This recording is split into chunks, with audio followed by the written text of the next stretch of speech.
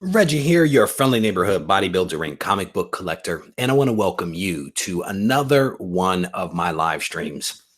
So, I, one second here, I have been debating since last night if I should actually get on here and talk about the topic at hand. And I originally started to go live last night when I first heard about this. And you guys know me. I'm like, maybe I shouldn't. Maybe I shouldn't touch this one. And then I woke up this morning and received a couple of messages and an email. And I'm like, man, if I don't say something, people are going to, keep asking. So maybe I will. So we're going to dig into this thing and we're going to dig into it probably differently than other people will or may. So let's do that in just a second. But I want to say hello to a couple of people here, a couple of comic swolgers that have joined me. Downright Nerdy Podcast is in the chat. I think this is the first time I've seen your name here, brother. So welcome to the chat. It is a pleasure to have you. Brian Parent is in the house. Kingpin Comics is here. Two good friends of the channel. It's good to see both of you guys. Brian says he is trying to get through a Friday work day. I'm guessing he doesn't want to be there. So maybe this live stream will help kill a little bit of time. So let's see if we can work our way through this. WRX is in the house. Cody Evans is here. Chaotic Kindness. How you doing, brother? It's good to see you. Yes, we are doing a daytime live stream, an AM live stream. This normally doesn't happen, but it's good to see you, Chaotic Kindness. Same thing with Dez, Funko Pop, and Comics. How you doing, brother? Jeremiah is in the house. He is saying some major can't get enough. It's good to see you. Ryder V3, it is good to see you. Wolf Mode is in the house. There's a lot of you guys here. It is good to see all you guys, and I definitely appreciate you spending a little bit of time with me. So Rob Liefeld. I was a kid and I would sometimes be angry and would allow my emotions to control me without fully understanding why I was angry and why I was lashing out, why I was misbehaving. And my parents were very patient with me, as good parents are. They are oftentimes patient and allow their children to work through some of the emotional stuff that they're going through, right? Because as a kid, everything is important. Everything is the best or the worst. It is extremes when you're a kid. You know what I'm saying? And for me, I wasn't very good always at communicating what I was feeling internally. And it resulted in me lashing out. But as I grew older, I realized that allowing my emotions to control me and allowing and not processing what I was feeling often resulted in emotional outbursts. It resulted in things spilling over and me overreacting to certain things that weren't that big of a deal. But that was because I hadn't dealt with whatever it was that was on my mind. But as you get older, you tend to hopefully mature and get a little older, get a little wiser. You learn to communicate how you're feeling in a more constructive way so that you don't lash out and have, rants and raves. And so, as a kid, it was cool when you used to see other people do that because you're like, I recognize that. And so when Rob and other people used to do some of those childish things back in the day, it was cool because we were all like around the same age, if you will, right? But when you see a grown man kind of act out, it doesn't look good. Right? It doesn't look good when you're lashing out at people. And even if you're right, it doesn't look good. So this is not really, and I should have probably said this up front. It's not really, this is my opinion. This is what I think. And you guys don't oftentimes hear me just be like, here's what I really think, because I allow people to kind of make up their own minds about what they want to do, how they want to spend their money, et cetera, et cetera. But this is more of like my opinion, my feeling, me looking at this situation and seeing nothing but pettiness. And it's unfortunate because in the end, no one looks good in this kind of situation. And again, even if you're right, you don't look good, right? Because of how you handled it. And then when you do things and then you try to undo them by deleting messages and things like that, it just makes it look worse, right? So for those that don't know what I'm talking about, basically what happened is there was a comic that came out, and I think it was a, I'm trying to check some of my notes here. I think it was a Spider-Man Deadpool um comic that came out. Spider-Man Deadpool 47 that came out. And this issue of Spider-Man Deadpool came out a week early. And in that issue there was Major X, and it came out a week early. And I guess Rob is very upset that Marvel, I guess, moved or adjusted the production schedule and allowed this issue of Spider-Man Deadpool to come out prior to Major X #1 coming out. Because I think he wanted Major X #1 to be the first appearance of his character, a character that he created. And that didn't happen. And so he basically went on Twitter and basically said, and I'll quote here, let me tell you, Spider-Man slash DP number 47 is in no way the first appearance of Major X. It came out a week after Deadpool 10. I'm giving it notice by mentioning it here, but I will never, ever sign a single copy. Deadpool 10 came out a week before, as I anticipated a clown move like this. So yeah. Um it is a little bit of a mess that this stuff is being aired in public. And so I'm not sure if he was calling the clown move a Marvel move or a move on the part of the actual artist, right? And so some people actually, the artist, Matt Horak actually responded. He actually responded and he tagged Rob Liefeld. And here's what he said: not trying to clown. I just liked the design and was told I could use whomever I wanted in our story, that being the Spider-Man Deadpool. I didn't realize it would be in stores before Major X #1. Just wanted to pay tribute. Honestly, no offense meant.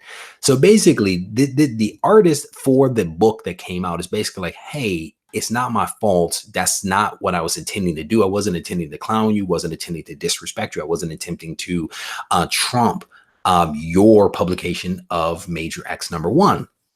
And what's interesting about it is that Rob is selling Major X #1, I guess a couple of different exclusive variants on his website.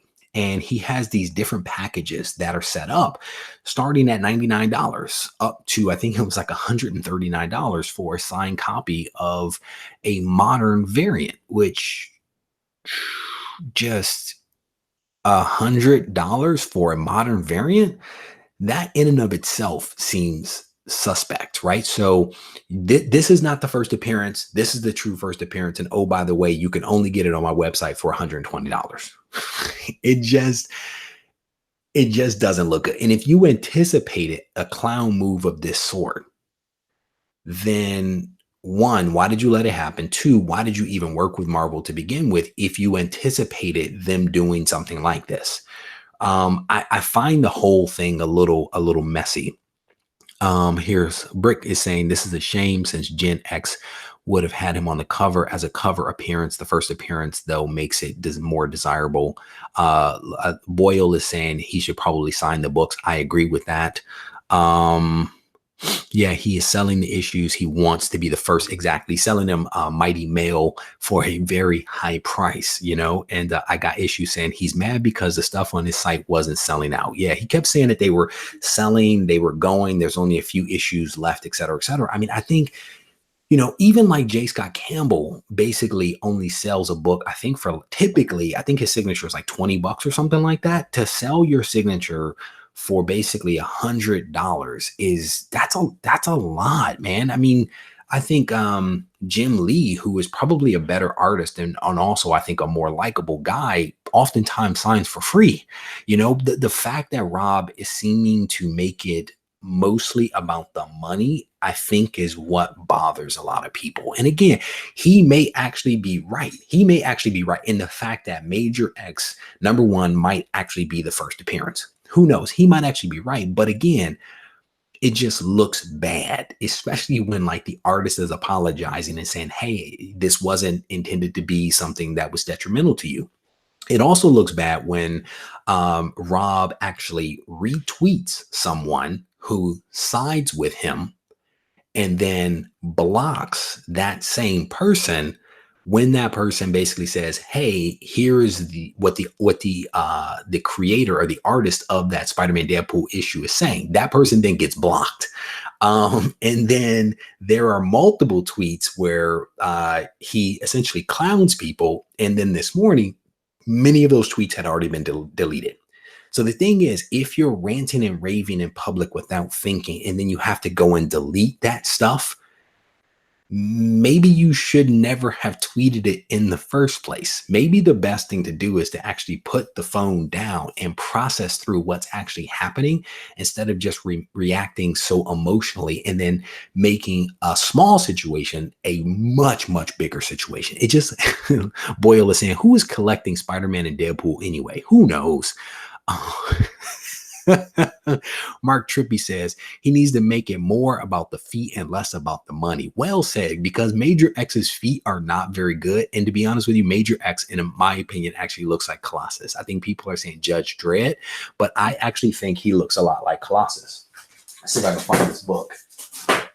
So here you go. This is a book that someone just sent me like 2 days ago. This is Death of X. And bro, come on.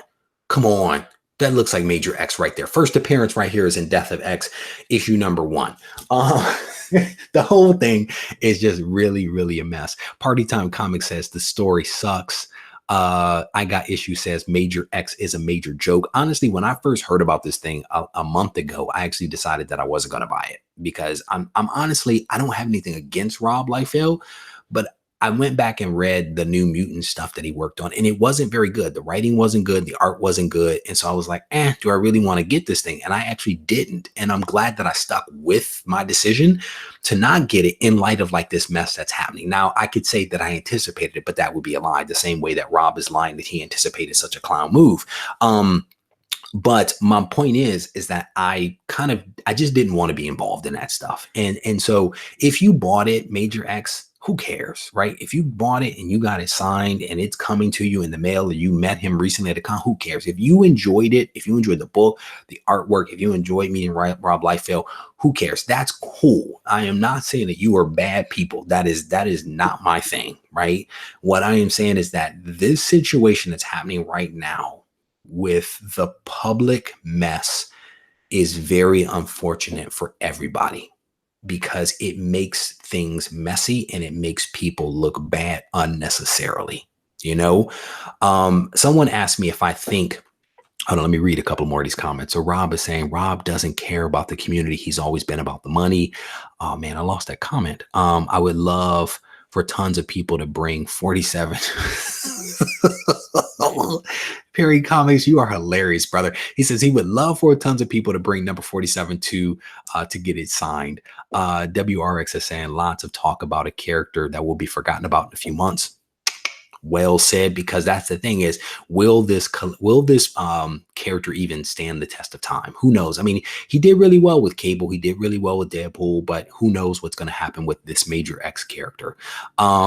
Party Time is saying, didn't he block Key Collector? Yes, and that's what I was alluding to. So basically, Key Collector, Nick over there, actually commented. He retweeted and also posted on Instagram Rob's comments, and he was basically saying, look, here's what Rob is saying about the true first appearance, right? So he posted that up, and then he continued to kind of read Rob's posts and things like that, and he was monitoring the situation, and then he basically retweeted what the artist of Spider-Man Deadpool said, which is basically, hey, I'm not trying to clown. This was not my intent to just be disrespectful. And then with that tweet by Key Collector app, Rob Liefeld then blocked him. And then Key Collector did a couple of other things like posting up some memes and stuff like that. But that's not neither here nor there. Hialeah, bro, he does indeed look like Cyclops. I'm telling you, that is death. That is death of X. This is the true first appearance of Major X. He originally appeared in Death of X #1 as Cyclops. Yeah, so there you go. Jeff Lemire gets credit for the creation of Major X. And then again, some people were saying Judge Dredd and some other stuff. Who the heck knows? Uh, Perry Jeremiah is saying, yeah, he blocked Key Collector. So I was literally watching this stuff in real time last night, and I'm sitting on the couch watching this stuff, and I'm like, this is just a mess. And I actually walked here in the room to actually go live, and I was like, nah, I'm not going to touch this one. But here we are. Here we are having a conversation with it. And again, I think all of this stuff is just kind of messy. Jason Hobart is saying Major X is just a mashup of a few other people's characters, which is kind of Rob Liefeld's thing. It's kind of his thing. Eh? Dan Lewis says, Deathstroke? Indeed, indeed. Someone else commented on Rob's Twitter feed and was like, where are the pouches, bro? Where are the pouches?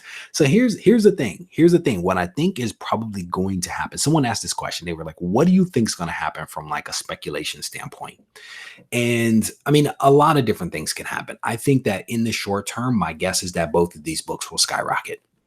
I think that both of these books will actually go up. And in fact, I also find it a little suspect that Rob is actually posting up from eBay the asking prices of his variant. I find it interesting that he's actually posting up on Twitter, and I think also on Instagram, what is happening with the prices of the books that he is selling, and what's happening with the prices of Major X. I just find that fascinating. Like, I don't know that I've ever seen a creator get involved, if you will, in like speculation that way.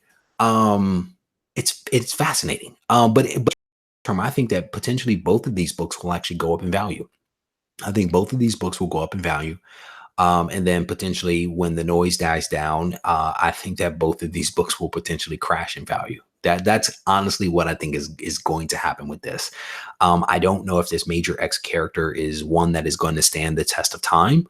I think that it's a hot character right now, but I don't know what the long-term potential of this thing looks like, right? It could look like what the Red Goblin was. It was hot for a moment and then it went away, right? Baby Norm's, that book was hot for a moment and then it went away. So, I actually have a video coming out soon where I actually talk about J. Scott Campbell. I think that we all have to be very careful about spending large amounts of money for variants and spending large amounts of money for hype. When, let's face it, I haven't read the book. So this is all opinion. If the book's not good and the art's not good, does it make sense to pay $100 for it? 120, $130 for it? I don't know. Sestro Elemento says Rob Liefeld's Captain American is the modern day Mona Lisa. Yes, it is disfigured and out of proportion. That busty Captain America is still like, was that originally supposed to be a woman and then it became Captain America? I don't know what happened. Can't get enough says maybe he feels that some publicity is good publicity. I think it's tough, man. I just think it's tough. I mean, maybe if you don't care, but here's the thing. He made a comment this morning about like he doesn't care, that he's like laughing about the whole situation.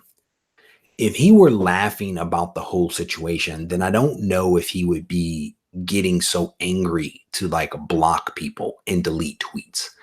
When you start blocking people and deleting things that you've said, my guess is that you are somewhat embarrassed about what you did or concerned about what you did.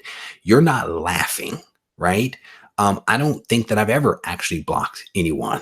Even if someone has said something bad about me, I don't think that I've ever done that. But the fact that he does it, not just in this situation, I've heard he's done it a lot.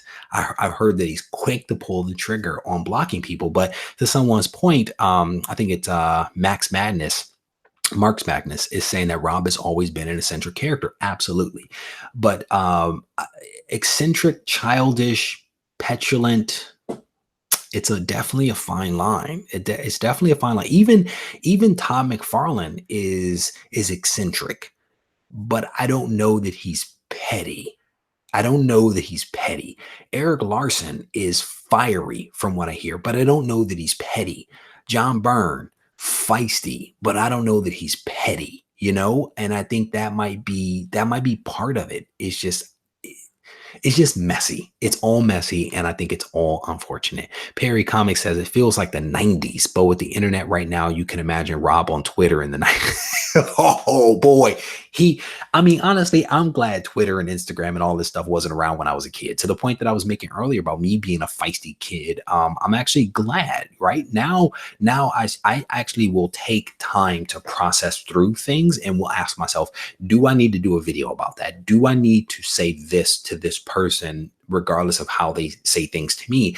I actually process things a lot more than I did as a kid, right? When I was younger, I would have been like, forget you, I'm gonna light you up. But now as an adult, especially with things being in the public domain, especially with people being able to screen capture things and be able to share things, I think everyone has to be careful about what they say. At least, again, that's my opinion. These are Reggie's opinion.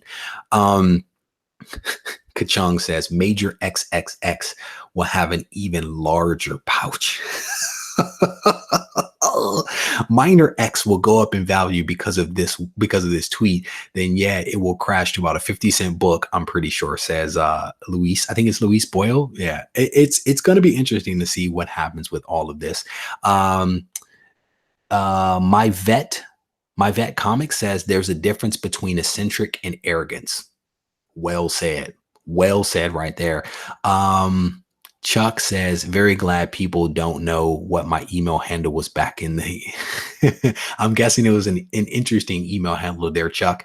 Again, I think, as a kid, as a young person, guy or girl, I think that you're more prone to do stupid stuff, right? And that's to some degree or another what childhood is about. It's about figuring out who you are as an individual and figuring out where those boundaries of good behavior and social norms are. But as you get older, you would hope that people would grow up just a little bit and behave a little bit better. And I know that's wishful thinking, but still.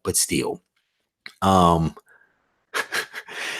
Brian Parent says, can you imagine Twitter and YouTube when that Captain America cover drops? Yeah, it'll be interesting.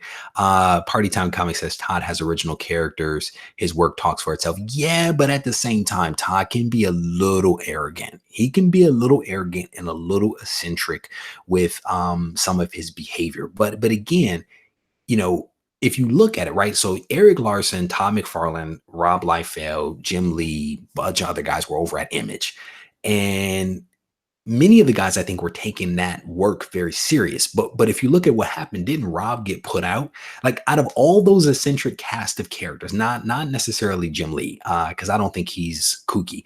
But out of that big cast of characters, very opinionated people, very strong personalities, Rob is the one that actually got put out, which I find fascinating. And that should also tell us something about potentially how this guy behaves, especially when he's running with people that are of that rebellious nature. He's the one that gets put out and continues to kind of behave in such a manner where you're like, dude, are you gonna grow up? And I think he's like 50. And my guess is that he won't. And he is who he is as a person. And again, I'm judging him, but I'm also like saying I don't judge him. He is who he is as a person, and it is what it is, right? And I won't necessarily support that kind of behavior. I'm not going to buy that book. I just wish that the whole thing hadn't happened, right? I wish that the whole thing hadn't gone down the way that it did, especially when you have the person that was like involved in it and is like, that wasn't my intent, that's not what I intended to do, sorry, and you're still like, going after it. So Private X, Sergeant X. There's a whole army of X's according to Pope Cerebus the First. There's a whole army of X's that are coming. General X. I mean, it's just going to be interesting. WRX says we're all getting blocked by probably, brother. My my YouTube feed is probably going to crash in a minute because Rob's going to do some crazy stuff. Perry Comics says Rob lacks all of the self-awareness and surrounds himself with yes men. I don't know. I can't speak to that, but I think that there are some societal norms, behavioral norms that he is either unaware of or is choosing to ignore. But again, I think it's suspicious when you delete the text that have some of the most questionable behavior. You actually delete those things. That either says that you have some awareness and you opted at that time not to pay attention to it, or someone in your camp realized that what you said makes you look bad and decided to delete it on your behalf. Luis, thank you for that correction. Oh, it's French. Luis Boyle. Thank you, brother, for that correction. Richard says Rob needs to go back to selling us jeans. No doubt. Those, what were they? Calvin Klein, or what was it? Levi's. 501c, maybe? I can't remember. But yeah. Ghastly Gamer says Jim Lee and Rob Liefeld both turncoat and went back. So again, I don't know, Ghastly Gamer, if it was turncoat versus it was always part of, if you listen to what Jim Lee says, it was always part of the plan to actually go back to Marvel to do some work. Now what's interesting though is that Jim Lee is actually going to do some things on Spawn 300. And I think Todd McFarlane actually announced that the other day. He's actually going to do some work for Spawn 300. And I think he's done some work for them in the past, some of which never saw the light of day. But yeah, Johnny Future says that the deleting of those texts was all damage control. Yeah, you're probably right about that. Ale is saying, Regie, I think you should get a Rob sketch. No, brother, because I have feet and I don't have pouches on my board short, so Rob can't draw me. Pope Cerebus is taking note of the back wall back there. So as you guys know, I'm a huge Spider-Man fan, right? And there's actually no Spider-Man back there. I picked up that New Mutants that X-Men 94 that is sitting right there, and decided the other day to completely rearrange the wall. So it's a little bit of a tribute to the X-Men, a tribute to the Fantastic Four, and then we have some odds and ends stuff on over here. But yeah, it's just a complete switch up of the overall wall back there. Jason says 30 years of drawing and he can't take an art class to learn how to draw feet. Brother, I think he's just like, forget it. I'm never going to learn to draw feet. Forget about it. I think he's just done. Yeah. So Kingpin Comments says, won't DC frown upon Jim Lee doing outside work? I don't think so. I think it's actually probably been okay, to be honest with you, because Todd McFarlane actually announced it. And this is actually not the first time that he's done some work, that he has done some work for Image Comics and for, I think, Todd McFarlane specifically. Collecto06 is in the house. It's good to see you, brother. Thank you for joining the live stream. Luis Boyle says the Spawn movie looks promising. He hasn't recently started going for the full run of Spawn comics. 300 looks really cool, as 295 was brilliant. Yeah, I mean, I know a lot of people as of late have started to go for the full run of Spawn.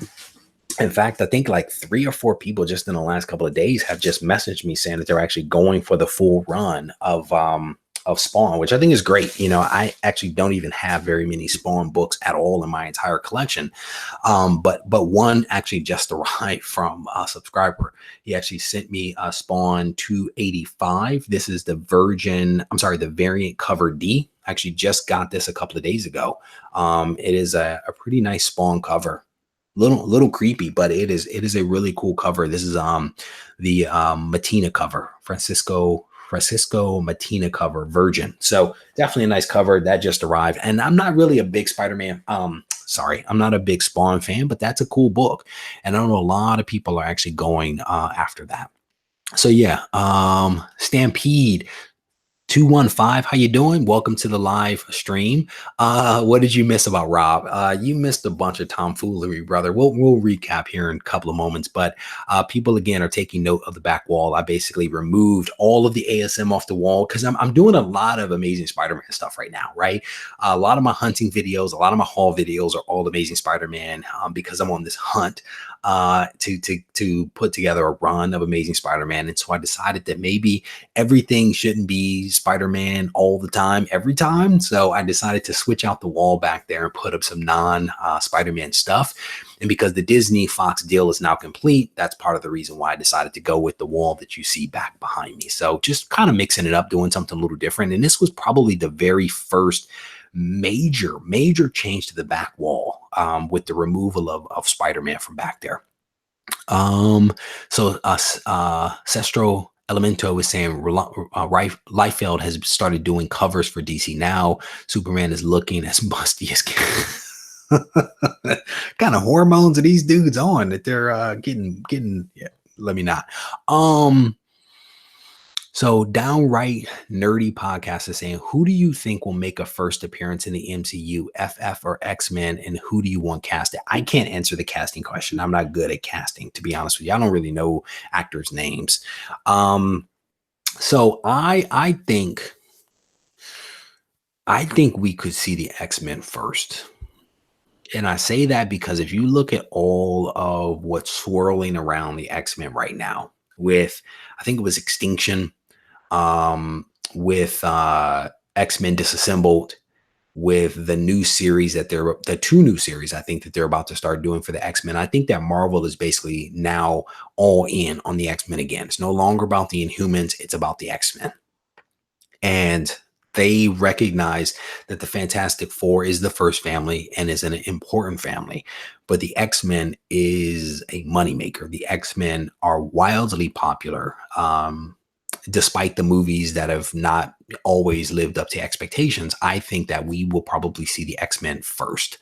I think that potentially, and I talked about this on the Sunday live stream recently, I think that we could potentially see some magic happen with the Eternals and the Celestials and the Deviants with the Eternals movie that is coming up, I think in 2021. I want to say 2021 or 20, I can't remember. But I think that we could potentially see, with what happens with the Eternals movie, the introduction of mutants. Because the Celestials basically came to Earth. They fooled around with the DNA of humans and basically created the Celestials. Created the Eternals and also the Deviants. And as you guys know, Thanos is basically derived from that meddling of genes. And then superheroes and mutants are all derived from the manipulation of the caveman genes. And so that could be the way that they actually do introduce the mutants and X-Men into the MCU. That's one way that they could do it. The Terrigen Mist could be another way, but again, with the focus not being on the Inhumans, I don't know if that's going to fly. So it's going to be really interesting to see what's going to happen. I am a big fan, right? Travis Roberts is saying X-Men equals dollars. There's no doubt about that one.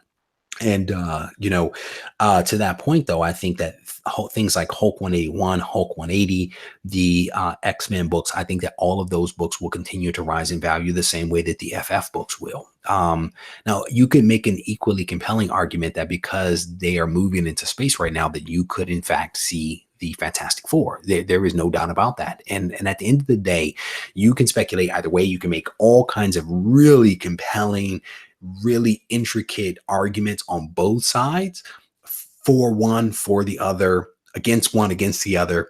We honestly don't know. But I'm an X-Men fan. I would love to see the X-Men debut first.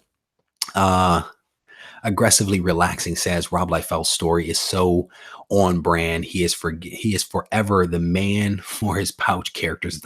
Agreed. Hank is in the house. He says, "What's up, Reggie?" Totally agree. And Thanos isn't dying in Endgame. No. So here's the thing. I'm gonna be honest with you guys. I'm about to break some news. All right. So if you watch my last haul, I showed the Gibbon. People think that Captain Marvel is going to be the savior of the MCU, that Captain Marvel is going to actually save all of these characters. I honestly think it's going to be the Gibbon. I think the Gibbon, who made an appearance in early ASM, is actually going to be the savior of the entire universe. So I would encourage you guys to pick up the first appearance. It's not the Gibbon. I'm joking. Jeans or jeans? Well done, Kachong. Who is this? Someone is saying the Eternals. begin filming in August. Johnny Future is saying that. Yeah. And for those that didn't watch the last live stream that we did, I was actually talking about not the last live stream, but the Sunday Ready Set Go preview show. I was actually talking about the fact that Angelina Jolie is now potentially going to sign on as Circe, which I think is a really good move, right? She is gorgeous, she is talented, she brings name recognition to a title that is not readily recognized by the general public. It may actually get people to come out.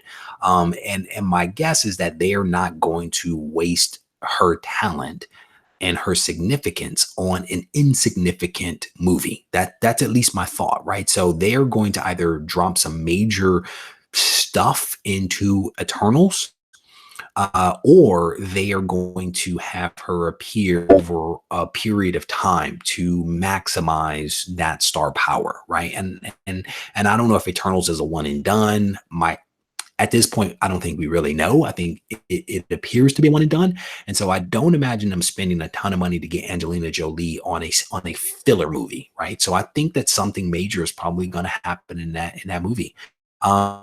Christopher Briggs is saying they need to reboot the MCU to bring in the X-Men. I don't know if they need to reboot. I don't know if they need to reboot. I think that there's a way that they can introduce the X-Men into the existing universe. And you guys know better than I, because you guys watch these movies in like real time and think a lot more about them than I do. I think that there's a way to introduce it. And if you look at it, they have done 10 years of movies, right? 10 years of movies. What is it, 21 movies or something like that? And they all connect.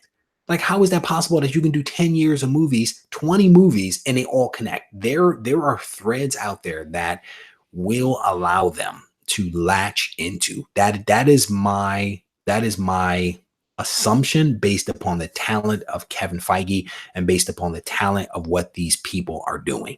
So I think that it's there. And Kachung is, is saying X genes as in X genes. Yes, Nicholas, I switched up the wall. We made some major modifications back there, man. Perry Comics is asking when is Turok #1 is going to go up. I'm thinking like 2099. Brother, Turok #1 is um, is there a pre-production for Eternal? So it's coming. Yeah. So Who Dat Comics? Yeah, man. I think that they start production. I think someone said in August. They have their two writers. They have their director. I think she's a Chinese woman, I want to say. They have potentially Angelina Jolie that is signed on to play Circe. So I think that movie is actually going to happen. I think that movie is going to move forward. And I think that we're going to see it. And it's probably going to be a killer movie. At least that's my hope.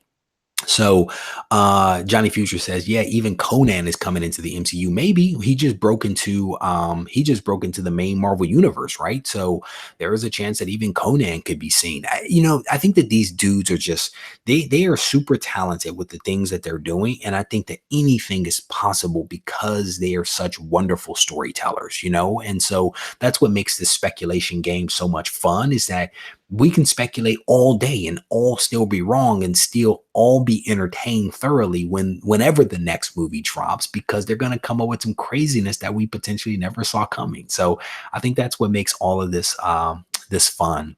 They can just bring them in and say that they were in the background heroes that stayed in the dark. There you go, Perry Comics. Super simple thing, right? But they also have to explain like where I think they're going to do it right. And they're going to explain where the X gene came from. And so you could use the Terrigen Mist. You can use the Celestials and Eternals. You could use the super soldier serum approach, right? Which is where, Nick Fury was actually the first super soldier. And then all of the different countries around the world decided that they were, in this race to create the first super soldier. And so you had Steve Rogers in the US, you had Logan in Canada, right? You have all these different organizations, these different countries that are after this super soldier. And with Logan, that tease up the mutant gene, right? And so there's a lot of different ways that they can do it. If using just the comic book source material, there are at least 3 ways that they can introduce the mutants. Or they can just say, you know what, they've been here all along. They've been a Black Ops team, blah, blah, blah, blah, blah. There's a lot of different ways that could happen. So Adam says, there's an important question. He wants to know when.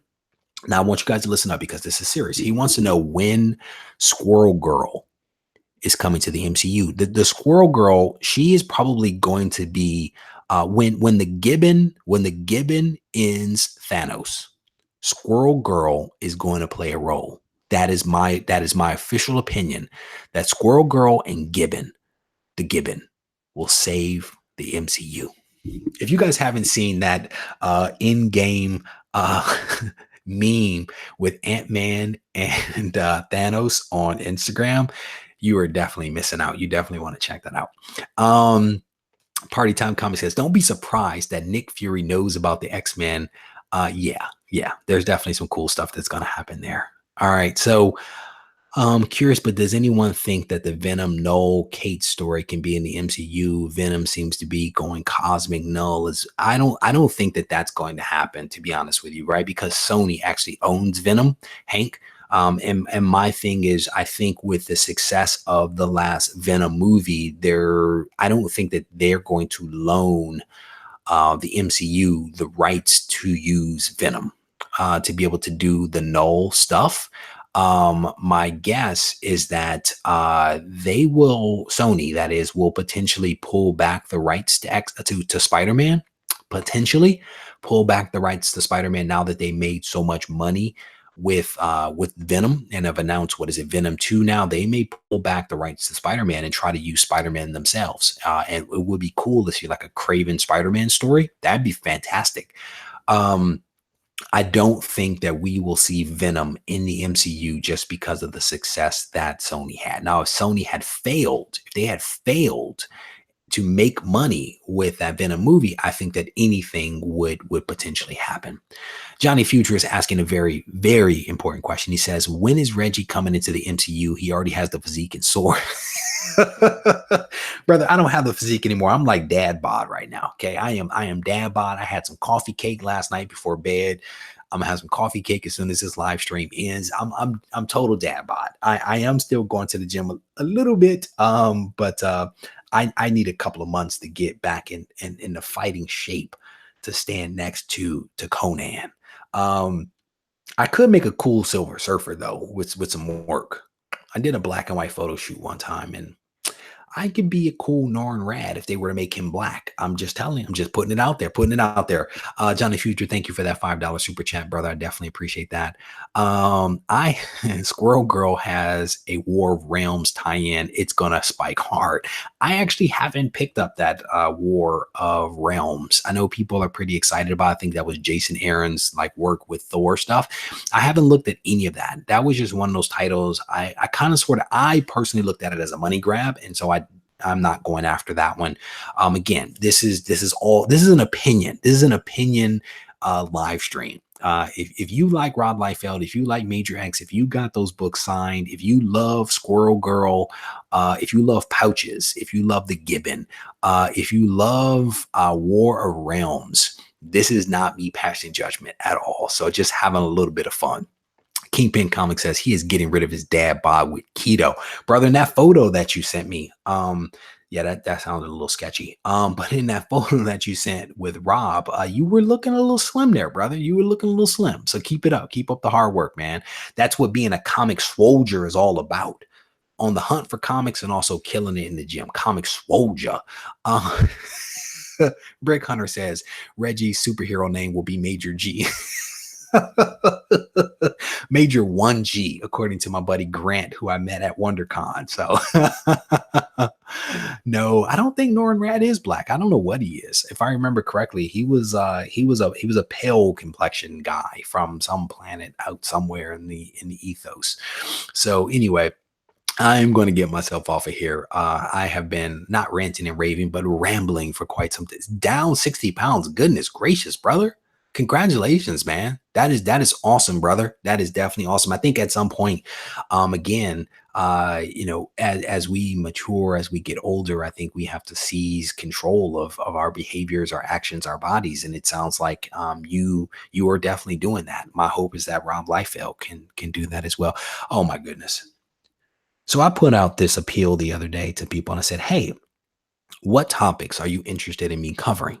Right. Because I'm always interested in like feedback from you guys. And I don't always take your ideas and just make a video about them. I take them, I noodle them, I massage them, and then I create potentially a video from it. So I put out this appeal to say, hey, tell me what ideas you have. And like lots of people were like, bring on comics with Bueller. That's not a topic. Comics with Bueller is not a topic. Okay. He's not a topic. He wears vests. Travis, it is good to see you, brother. Thank you for jumping in here, man. I definitely appreciate it. Anyway, I want to thank you guys for hanging out just a little bit. This was again just an impromptu chat to mix it up a little bit, talking about what was happening with Rob Liefeld. Again, this is all opinion based stuff, just me having a little fun. Hopefully, no one is taking any of this stuff to heart in a wrong way, because that is definitely not my not my intention. Um, but I want to thank you guys for hanging out. If you guys need to reach out to me, feel free to do so. You can reach out to me at Regie Collects on Instagram and Regie Collects at gmail.com. I got to read this. Ariel is saying you can have a show called Vest and Tank Top. I've said this before and I will say this again. I have some of the best subscribers out there. You guys are a lot of fun. You really are a lot of fun. Just people that keep it fun, keep it entertaining. I get on board with that, and that's part of like this whole Rob Liefeld thing, is that this is comics. This should be fun. We should be laughing and joking and having a good time. And that's why I joke with Travis here, because Comics with Bueller is a good dude. And he wears sweater vests, but he is still a good guy. So yeah, Dark Knight, you got here a little late, brother. And if you guys missed it, I would definitely say go back and watch the beginning of the live stream. I don't want to duplicate some of the stuff that we said, because it was just me getting stuff off the top of my head. But I definitely encourage you to go back and watch the live stream when it gets posted up. Connecting Comics, I want to thank you, brother, for the super chat there. He says, little known villains of the MCU worth collecting. So I have, I don't know if they're MCUs per se, because they haven't come to the MCU, but I did a series a while ago where I was looking at cosmic characters. And I think it's actually a playlist that I've set up.